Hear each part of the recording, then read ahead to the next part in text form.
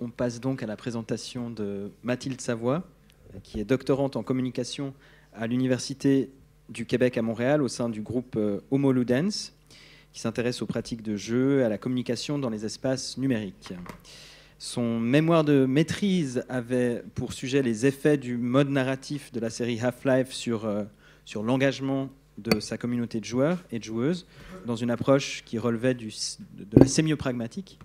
Elle s'est particulièrement intéressée aux pratiques interprétatives des joueurs et des joueuses au sein des communautés en ligne. Son intervention a pour titre « Approche de remédiatisation vidéoludique, les langages de la saga Star Wars ».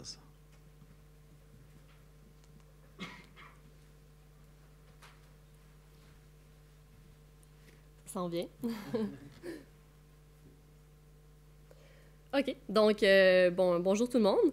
Avant toute chose, j'aimerais remercier le comité organisateur pour le colloque vraiment stimulant. C'est vraiment un gros plaisir de me retrouver parmi vous cette semaine. Donc, pour commencer ma présentation, on va vraiment changer de registre, en fait. Ça va peut-être être un petit peu plus léger parce que je vais vous parler de remédiatisation ou adaptation vidéoludique de l'univers Star Wars. Donc, je ne parlerai pas de mon mémoire de maîtrise. Là, ça part vraiment d'une réflexion que j'avais entamée dans un travail pour un cours et que j'aimerais poursuivre bientôt.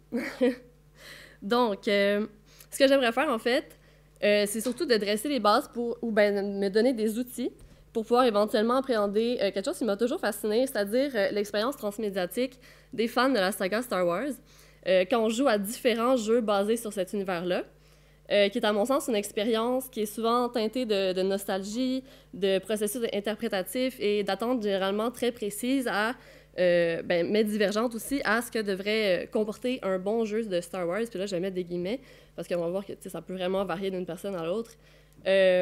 Donc, c'est ça. Pour faire ça, je vais commencer par une petite introduction sur l'univers transmédiatique de Star Wars, mais surtout de ses adaptations vidéoludiques. C'est à quoi j'ai proposé quelques outils théoriques pour appréhender les différentes approches de remédiatisation de la saga avec la théorie de la compétence intertextuelle de Umberto Eco.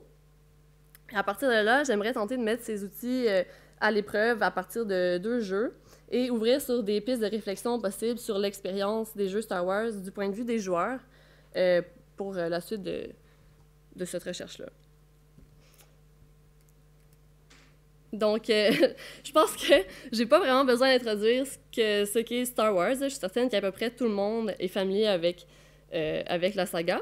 Mais je vais donc y aller très rapidement en rappelant que la série est née du film de George Lucas en 1977, qui est aujourd'hui devenu l'épisode 4 des épisodes de la série cinématographique. Et depuis l'immense succès des films à la fin des années 70, l'univers étendu de la série a été adapté sur une multitude de médias. Par exemple, on a une très grande variété de romans qui couvrent plusieurs époques de la saga, qui vont de l'Ancienne République aux événements des épisodes cinématographiques actuels et plus récents encore. On a d'ailleurs, depuis que Disney a acheté la licence, là, il y a une division entre ce qui est les remédiations qui sont légendes et ce qui est rendu canon, donc qui est officiel par rapport à la série. Mais il y a aussi quelques adaptations télévisuelles. Clone Wars, c'est peut-être la plus connue, et plusieurs bandes dessinées, donc entre autres. Mais bien sûr, ce sont les adaptations vidéoludiques de la série qui vont nous intéresser particulièrement aujourd'hui. Donc, comme vous pouvez vous en douter, il existe énormément de jeux basés sur la saga Star Wars. J'ai mis quelques exemples à l'écran, mais on retrouve notamment des jeux de tir, des jeux de combat spatial, des jeux d'action-aventure, de stratégie, des jeux de rôle et même un jeu de rôle en ligne massivement multijoueur avec Star Wars The Old Republic. Donc, selon Dominique Arsenault et Bernard Perron, l'univers Star Wars se prête tout naturellement aux adaptations vidéoludiques de tous les genres, et ce, pour plusieurs raisons. Donc, pour les citer, s'il était impossible d'affronter soi-même l'Empire galactique assis dans son siège de cinéma, le jeu vidéo, art de la simulation par excellence, nous offre toutes les possibilités de reproduire les actions cultes accomplies sur le grand écran et littéralement d'entrer dans le jeu. Donc, une raison qui permettrait d'expliquer cette grande capacité d'adaptation de l'univers Star Wars serait le désir d'incarner les personnages de la saga. Et plutôt que le faire semblant qu'on va retrouver devant les films, le joueur entrerait plutôt dans le faire soi-même, selon les auteurs, lorsque le jeu lui permet, par exemple, d'incarner le chasseur de primes Jango Fett dans Bounty Hunter, par exemple. Et le jeu vidéo permet aussi de reproduire des actions cultes de la saga, comme piloter un X-Wing comme Luke Skywalker et ses camarades, ou, dans la même veine, de prendre part au tournoi de Pod Racers, comme on le voit dans l'épisode 1, La menace fantôme. Donc, ça nous amène à l'importance de l'espace dans les remédiatisations vidéoludiques, parce que, comme le soutient Henry Jenkins, le principal atout du jeu vidéo dans un univers transmédiatique est sa capacité de créer des environnements fictionnels immersifs permettant de donner forme aux souvenirs et aux représentations imaginées par les joueurs, qui, dans le cas présent, connaissent préalablement l'univers représenté, et même souvent le connaissent très bien. Et dans le même ordre d'idée, Alain Boyard nous dit que les concepteurs de la saga Star Wars ont exploité le potentiel offert par un espace galactique totalement inconnu du spectateur, c'est-à-dire susceptible de révéler à tout moment une nouvelle galaxie, de nouveaux peuples, etc. Alors, d'un côté, on a un univers familier dans lequel on aime se retrouver et sur lequel on peut agir, ce qui est nouveau par rapport au film. Et de l'autre côté, il y a vraiment une grande ouverture au niveau de ce qu'on peut ajouter à l'univers Star Wars, où vraiment tout est possible. C'est pour ces raisons-là qu'il s'agirait d'un univers transmédiatique si étendu et si facilement adaptable. Ouais. Donc, à partir de là, je citerai Ellen Kennedy qui indique que les jeux transmédiatiques sont caractérisés par une esthétique d'adaptation, un processus à travers lequel les images et les personnages des films deviennent jouables et ou navigables. Et donc, comme j'ai mentionné au début de ma présentation, ce que j'aimerais faire aujourd'hui, ce serait de fournir des pistes de réflexion pour répondre aux questions suivantes. D'une part, comment envisager les multiples approches de remédiatisation vidéoludique de l'univers Star Wars? Et d'autre part, quels effets peuvent avoir ces stratégies sur l'expérience vidéoludique des joueurs?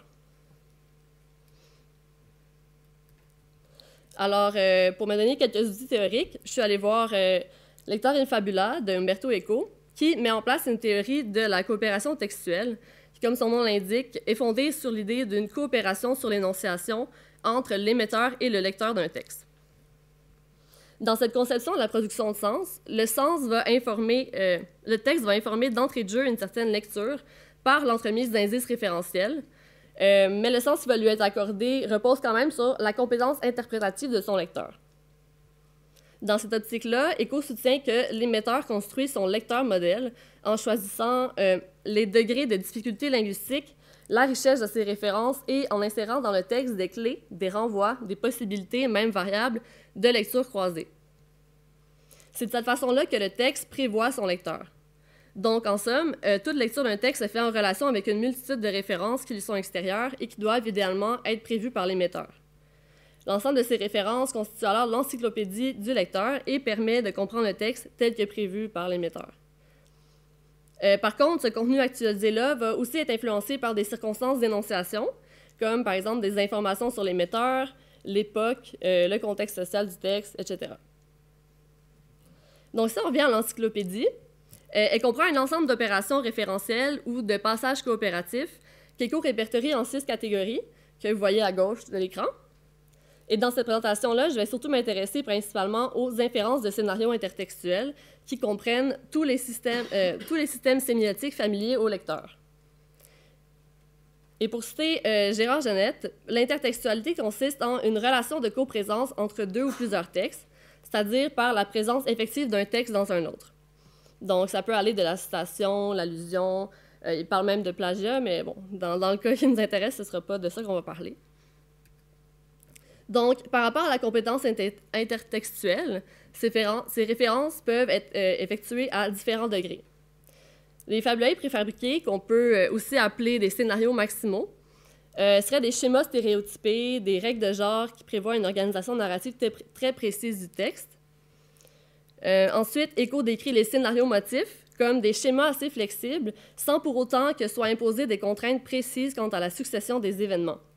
Il fait donc référence à certains types de personnages, certains décors, certaines séquences d'action, etc.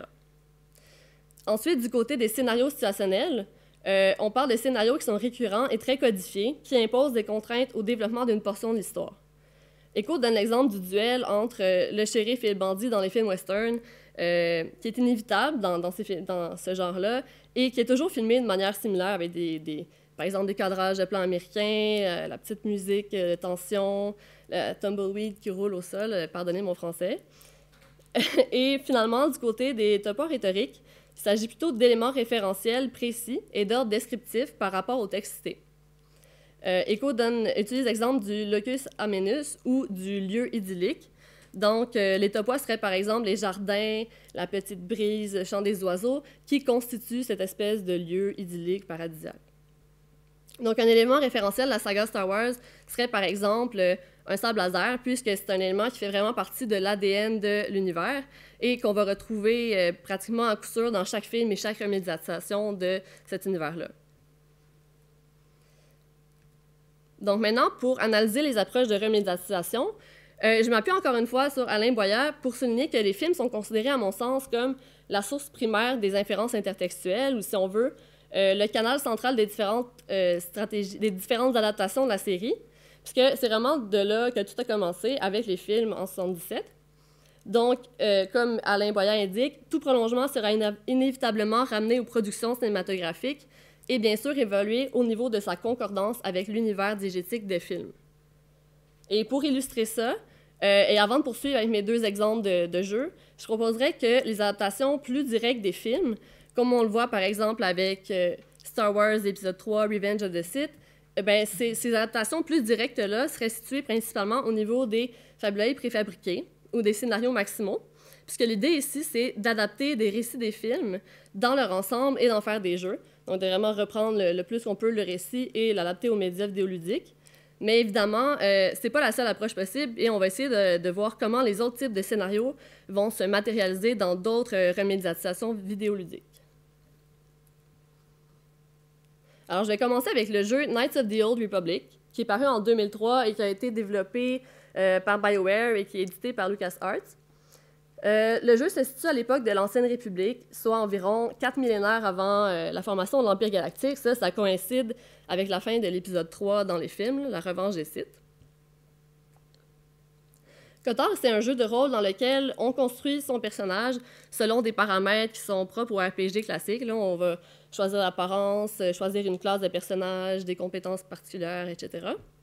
Et ce personnage-là va se réveiller amnésique à bord d'un vaisseau de la République qui est en train de se faire attaquer par une flotte Sith. Et de là, on va rencontrer un autre soldat et s'enfuir du vaisseau pour retrouver une Jedi qui s'appelle Basti Lachan. Puis, notre personnage va être lancé sur une quête qui va le mener d'un endroit à l'autre à travers la galaxie pour trouver la carte stellaire. Parallèlement à ça, on va remplir une multitude de quêtes secondaires sur différentes planètes. Donc, du moment qu'on a accès à notre vaisseau spatial, on peut vraiment se promener d'une planète à l'autre de la carte et remplir les quêtes un peu comme bon nous semble, tant qu'on finit par remplir la quête principale. Et à partir de là, je commencerai en disant que l'approche qui est principalement préconisée dans le jeu KOTOR serait celle du scénario-motif, dans la mesure où il s'agit d'une histoire originale de l'univers Star Wars, mais qui répond quand même, évidemment, à différents motifs importants de la saga. Donc, outre le fait que cette histoire-là se situe dans le même univers fictionnel, on s'entend, même si... c'est ça, donc je vais aller avec des exemples. Il y a une opposition thématique qui est vraiment mythique par rapport à la série, entre le côté clair et le côté obscur de la Force, entre les seigneurs Sith et les chevaliers Jedi. On a aussi un trio de héros qui va être au cœur de l'action. Ça, c'est quand même quelque chose qui est propre au RPG où on peut choisir notre équipe, échanger selon les personnages, mais dans le fond, ça nous rappelle directement que dans les trilogies Star Wars, on a toujours un trio de héros qui est au cœur de l'histoire. Et c'est vraiment comme ça qu'on joue au jeu dans KOTOR. Il y a aussi plusieurs types de personnages qu'on identifie rapidement aux productions cinématographiques et qui vont tenir des rôles similaires à ceux des films dans la réalisation de la quête du protagoniste. Ensuite, au niveau des topos rhétoriques, donc des éléments constitutifs de l'univers représenté, c'est important de considérer les circonstances d'énonciation dont parlait Echo quand on pense à la stratégie de remédiatisation du jeu. C'est-à-dire que dans le cas de KOTOR, le jeu est sorti en plein cœur de la prélogie au cinéma, entre les épisodes 2 et 3, comme j'ai indiqué ici.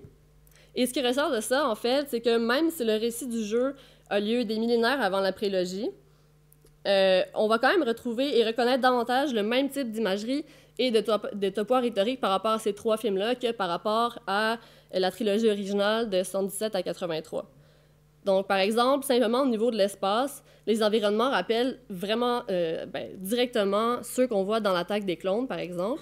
Là, j'ai mis ici la planète Coruscant à côté de la planète Taris, qu'on retrouve toutes les deux au début de leur récit respectif. Similairement ici avec les planètes Kamino et Manaan. Mais c'est vraiment plusieurs cas comme ça qu'on remarque dans le jeu, c'est que l'imagerie fait vraiment directement référence à la prélogie dans laquelle le jeu va un peu s'inscrire, même si ce n'est pas à la même époque fictionnelle.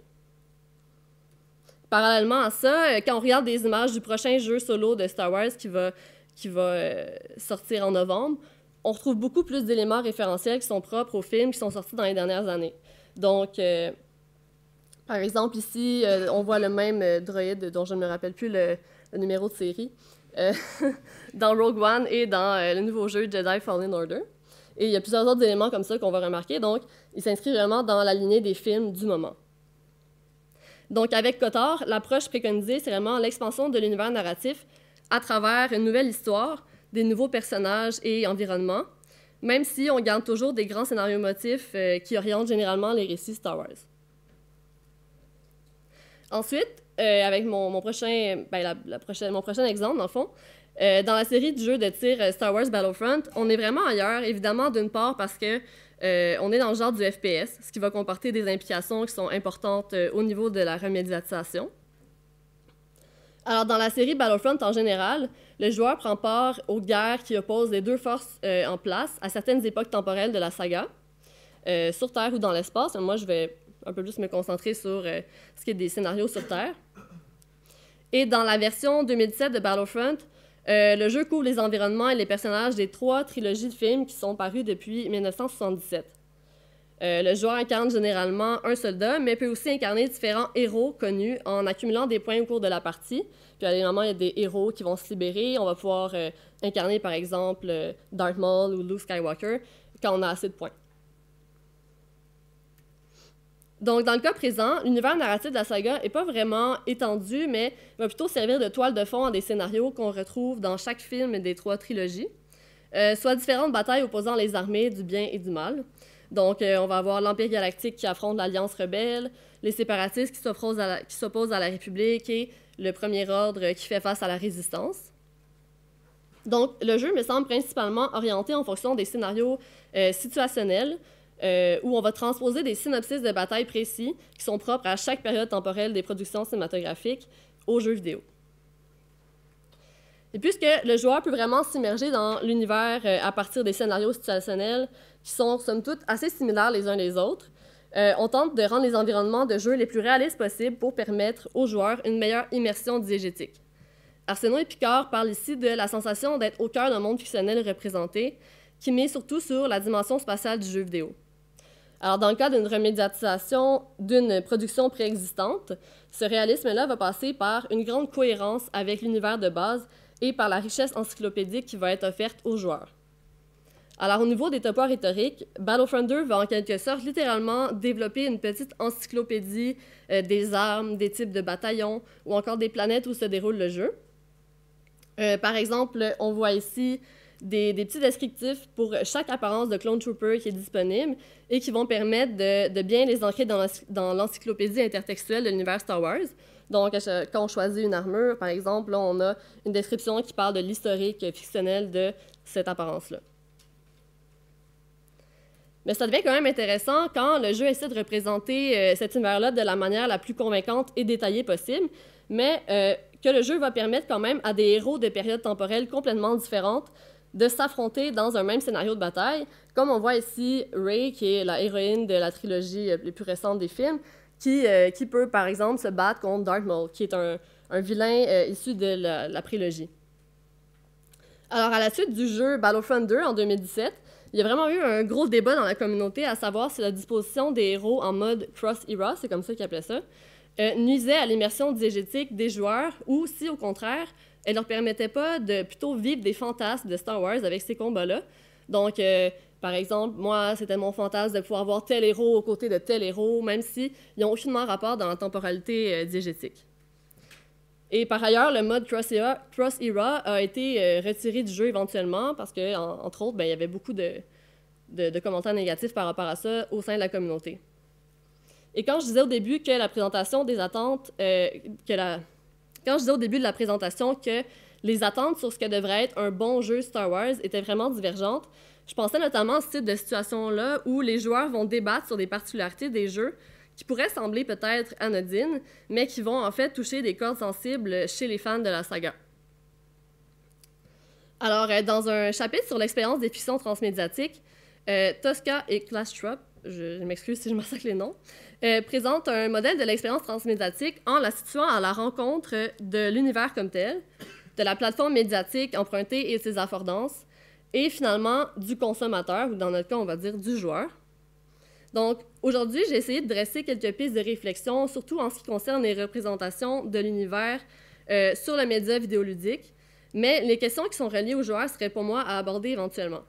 Évidemment, une remédiatisation vidéoludique de Star Wars va générer de bien différentes expériences pour les joueurs, mais ce serait intéressant de voir au sein d'une communauté qu'est-ce qu'un jeu Star Wars fait ressortir comme discours au niveau de leurs attentes, de la nostalgie ou des interprétations de l'univers comme tel chez les joueurs. Donc, c'est quelque chose que je vais essayer d'observer, notamment avec le nouveau jeu Jedi Fallen Order qui va sortir en novembre. J'aimerais ça voir un peu qu'est-ce que les joueurs en disent par rapport à leur expérience transmédiatique de l'univers. Donc, je serais vraiment ouverte aux commentaires et suggestions par rapport à ça. Et sinon, je pense que mon temps est terminé, donc c'est tout. Merci.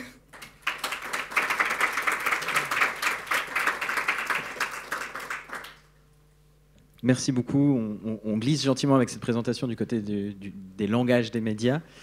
Et merci aussi pour toutes ces références lausannoises en début de présentation avec le numéro 8-9 de la revue Décadrage de la section de cinéma qui portait sur Star Wars.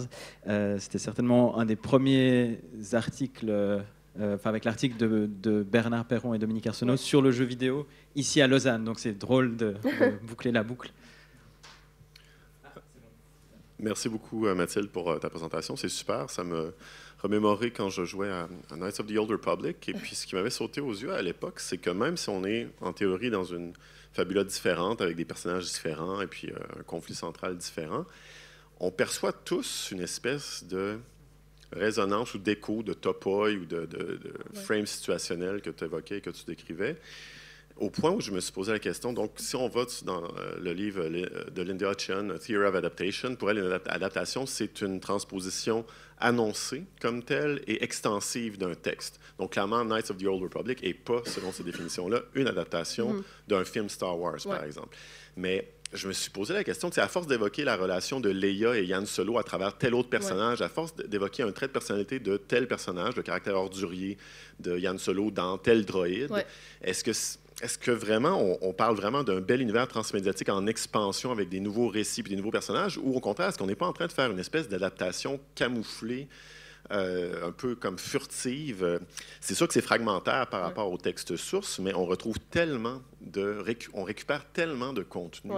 Et donc, je suis curieux en fait, au niveau de la transposition du contenu, est-ce qu'on parle vraiment de transmédia et d'expansion transmédiatique, ou de fan service camouflé avec des nouveaux noms dans des nouvelles villes puis des nouvelles planètes? Oui, c'est ça. Il y a clairement ça, parce que quand on joue au jeu, moindrement qu'on est quand même fan de la saga ou qu'on a vu les films, c'est vrai, comme vous dites, qu'on va vraiment reconnaître des éléments très rapidement. Là, on reconnaît les relations des personnages puis les rôles de certains personnages. Même s'ils n'ont pas les mêmes noms dans le jeu, c'est vrai qu'on va reconnaître, c'est vraiment des références un peu directes, indirectes, mais quand même direct à ce qu'on connaît dans les films. Donc, effectivement, peut-être qu'on pourrait ne pas vraiment parler d'expansion. C'est une expansion en soi parce que c'est comme une nouvelle histoire. Puis, à travers la quête des personnages, il y a des nouveaux personnages. Ça, on étend quand même l'univers, mais c'est vrai qu'on fait beaucoup de références aux relations préexistantes dans l'univers. Donc, effectivement, il y aurait quand même une petite dualité ici à ce niveau-là. Ce serait... Ouais. Ça fait plaisir.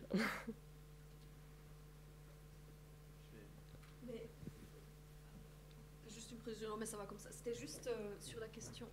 Ah. Si je ne m'abuse, c'est toujours les studios Lucas qui sont les producteurs des jeux. Il n'y a pas... Non. Non? Non, plus aujourd'hui, là, ayant été racheté.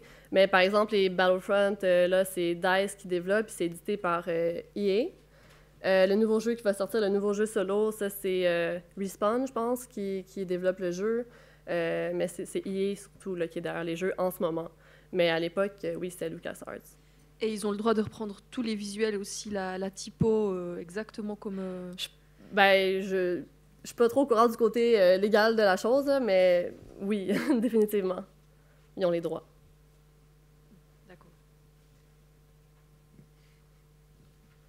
Oui, dans le fond, je me demandais, admettons, là, sur Reddit, est-ce que tu as vu des gens qui défendaient justement le fait que c'était pas grave là, qu'il y ait justement ces conflits-là intertextuels ou peu importe le médiatique, puis qui se faisaient dire ben non, t'es pas un vrai fan de Star Wars parce que tu comprends pas là, toutes les implications que ça peut avoir. Ben en fait, ce que j'ai vu, comme j'ai observé quand même rapidement ça, tu sais, je suis pas allée en profondeur, mais ce que je voyais rapidement, c'est que il y avait des joueurs qui étaient plutôt dans la posture ben je m'en fous. Ça ne change rien. Moi, ce qui est important, c'est le gameplay. Puis si on fait du cross-era comme ça me permet d'avoir plus de héros à ma disposition. Puis c'est plus fun du côté ludique de la chose. Donc, j'ai pas vu beaucoup de gens qui disaient « Wow, c'est ma Star Wars Fantasy », ça, on l'a vu, mais en général, c'était plus des gens qui étaient comme « Arrêtez de chialer, ça change rien », et des gens qui étaient directement opposés à ça. Donc, j'ai moins vu de pro cross-era, mais surtout des gens qui, ben, en fait, ça les dérangeait simplement pas.